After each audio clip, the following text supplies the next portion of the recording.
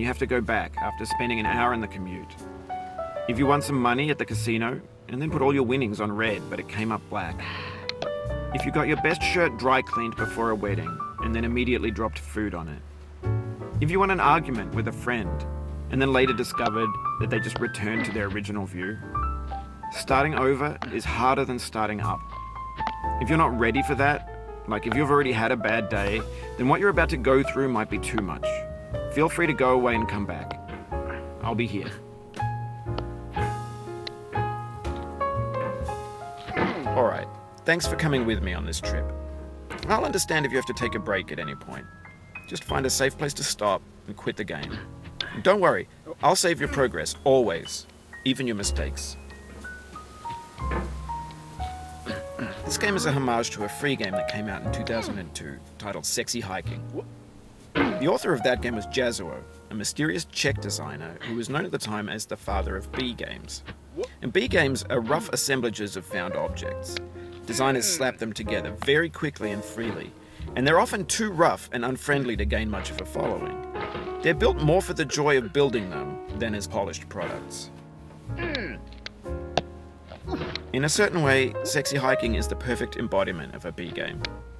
It's built almost entirely out of found and recycled parts, and it's one of the most unusual and unfriendly games of its time. In it, your task is simply to drag yourself up a mountain with a hammer. And that act of climbing, in the digital world or in real life, has certain essential properties that give the game its flavor. No amount of forward progress is guaranteed. Some cliffs are too sheer or too slippery. And the player is constantly, unremittingly in danger of falling and losing everything. Anyway, when you start Sexy Hiking, you're standing next to this dead tree that blocks the way to the entire rest of the game. It might take you an hour to get over that tree, and a lot of people never got past it. You prod and poke at it, exploring the limits of your reach and your strength, trying to find a way up and over. And there's a sense of truth in that lack of compromise. Most obstacles in video game worlds are fake. You can be completely confident in your ability to get through them once you have the correct method or the correct equipment or just by spending enough time. In that sense, every pixelated obstacle in Sexy Hiking is real.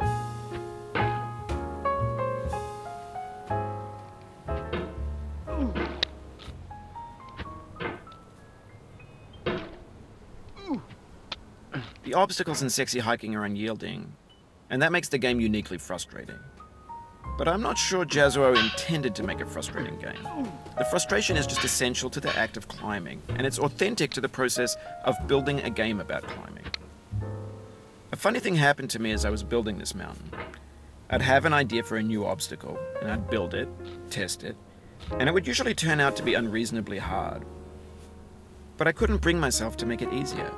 It already felt like my inability to get past the new obstacle was my fault as a player rather than as a builder. Imaginary mountains build themselves from our efforts to climb them, and it's our repeated attempts to reach the summit that turns those mountains into something real.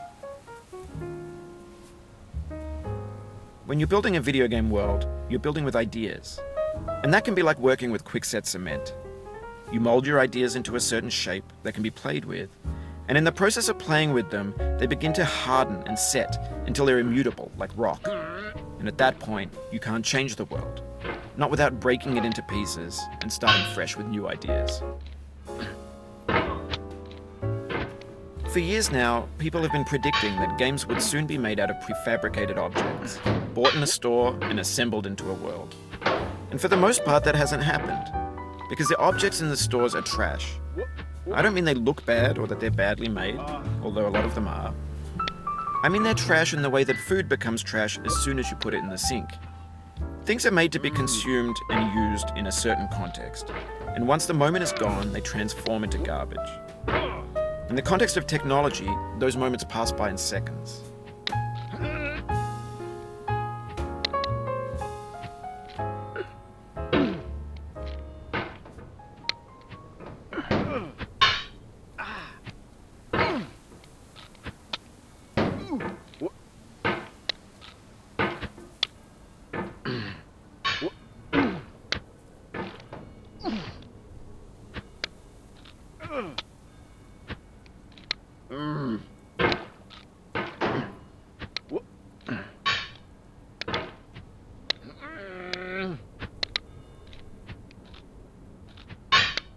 Over time, we've poured more and more refuse into this vast digital landfill.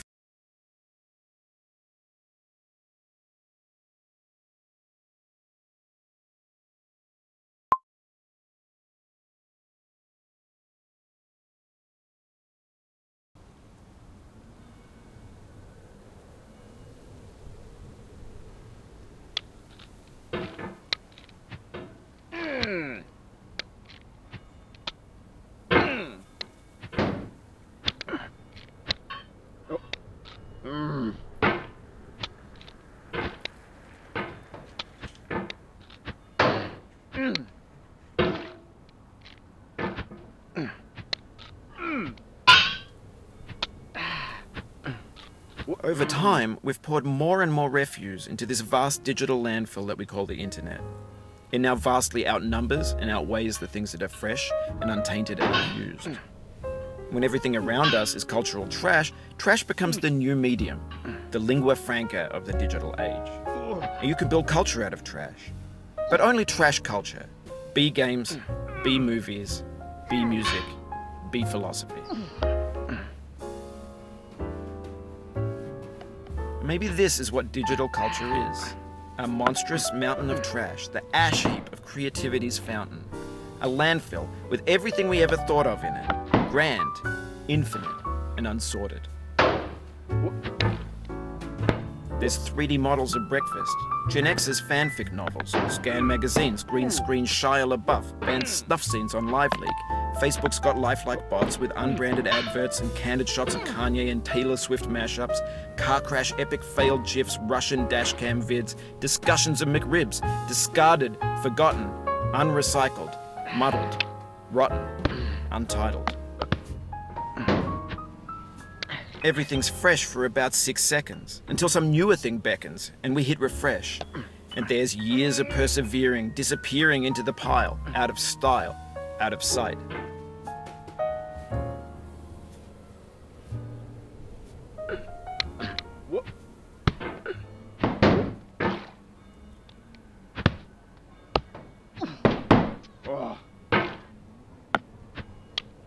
Oh, you just lost a lot of progress. That's a deep